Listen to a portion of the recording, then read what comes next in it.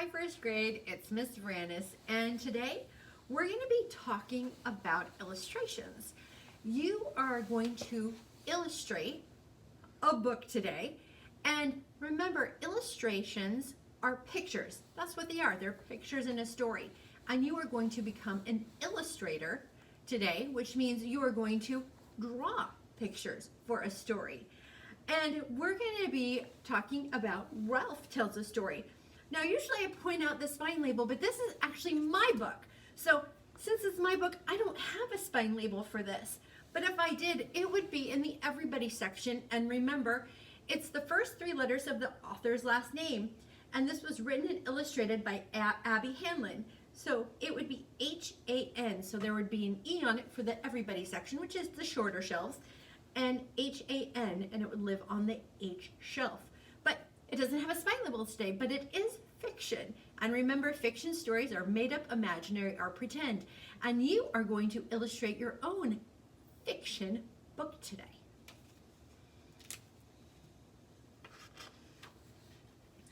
Ralph Tells a Story. And usually I don't show you the title page or the inside of the book, but here we have Ralph, and he has a lot of papers with his name on it. Looks like he might be having a problem with coming up with a story. And there he is.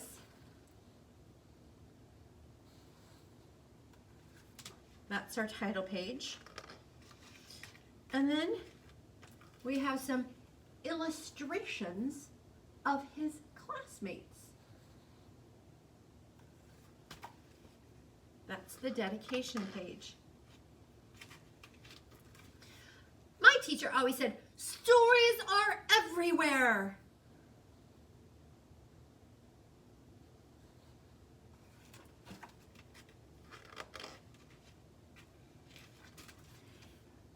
And the kids in my class were always finding them.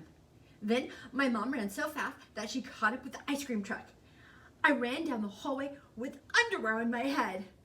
After that, I decided to hide my Halloween candy in my bed. The dentist forgot to give me a toothbrush.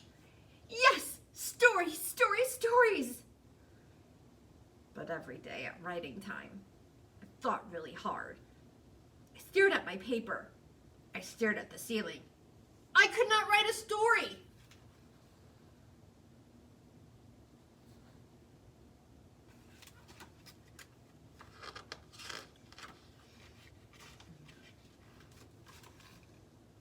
Then grandmother gave me a cup of coffee and said, "Shh, don't tell your mother." Ah, I have no story.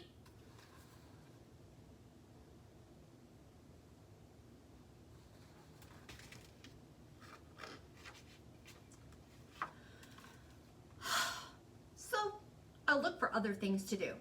I went to the water fountain. I roamed the hallways. Can I go to the bathroom again? I tried everything. Can I go help the lunch ladies? What? Then one day, after getting sent back to my desk, I begged Daisy for help. I can't write a story because nothing happens to me. Are you kidding? She said. I've written a ton of stories about you. Stories happen to those who tell them.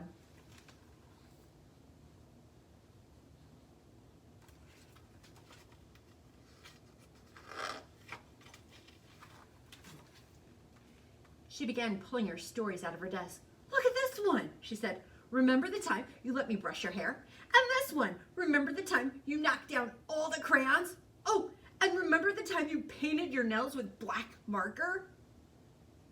I thought, I'll never be a great writer like Daisy. Then Daisy stapled all her stories together. Click, click. Wow, she said.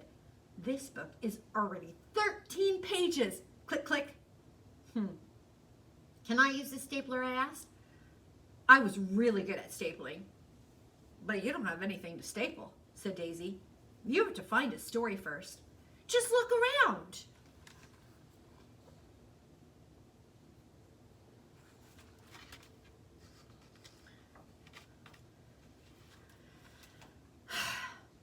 So I'll look for stories out the window, in the aquarium, in my desk.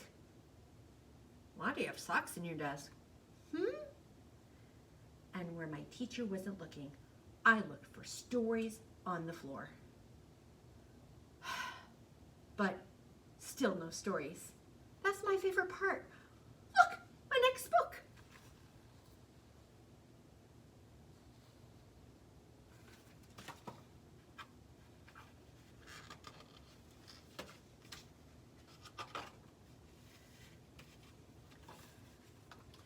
Lying under my desk reminded me of lying in the grass at the park. I closed my eyes and imagined I was at the park, just like the time a little inchworm crawled on my knee. The sun was shining right into my eyes. Squinting, I picked up the wiggly inchworm and looked at it close up. And that's when my teacher found me. "What's your story about?" she asked. I opened my eyes. I saw an inchworm? Wonderful, she said. I can't wait to read what you wrote. But there was no inchworm story.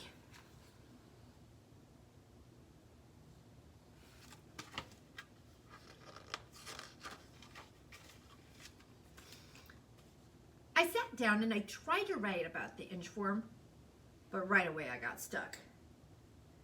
"Do you know any inchworm stories?" I asked Daisy. She just rolled her eyes and kept on writing. And then my teacher said, "Writers, come to the rug. Time to share."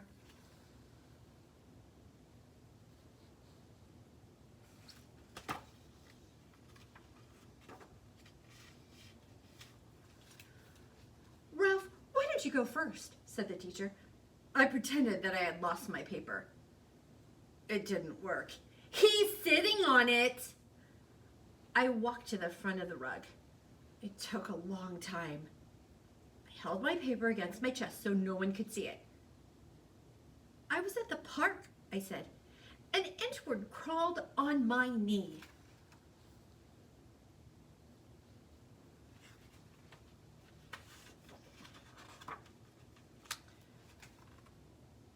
It was quiet. My heart went thump, thump, thump, thump.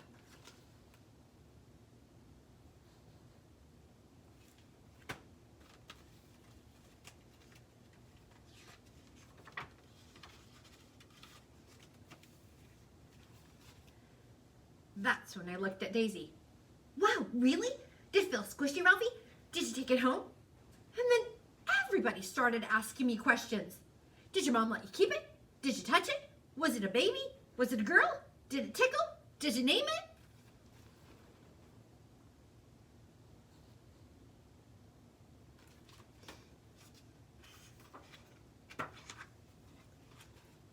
Wait a minute, I thought.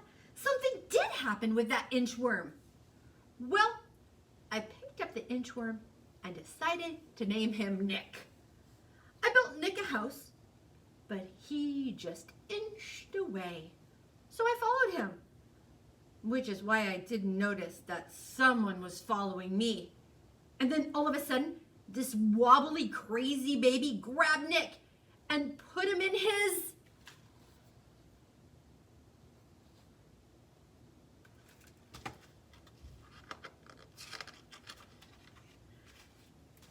diaper!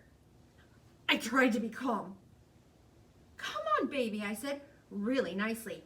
Give Ralphie the inchworm." It didn't work. Was this the end of Nick? But then I noticed Nick was escaping. He crawled right up the baby's stomach. Quickly, I rescued Nick and ran, and we spent the rest of the afternoon doing nothing together. The end.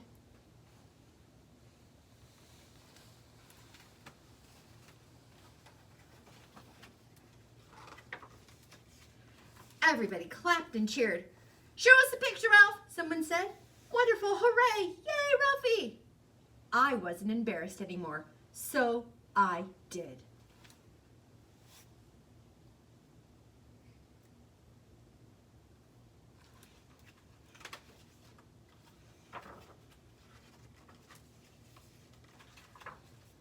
That was last year. This year, I write stories all the time. I keep finding stories everywhere. This book might be too thick to staple. 100 Funny Stories by Ralph. Writing tips from Ralph. 1. Get comfortable. 2. It's okay to ask for help. What's that funny thing I did again? 3. You can always write about what you had for breakfast. 4. Eat lots of chocolate.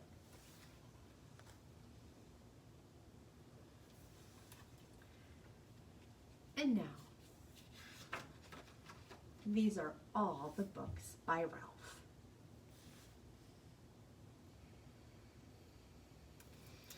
So boys and girls, you get to tell a story with illustrations.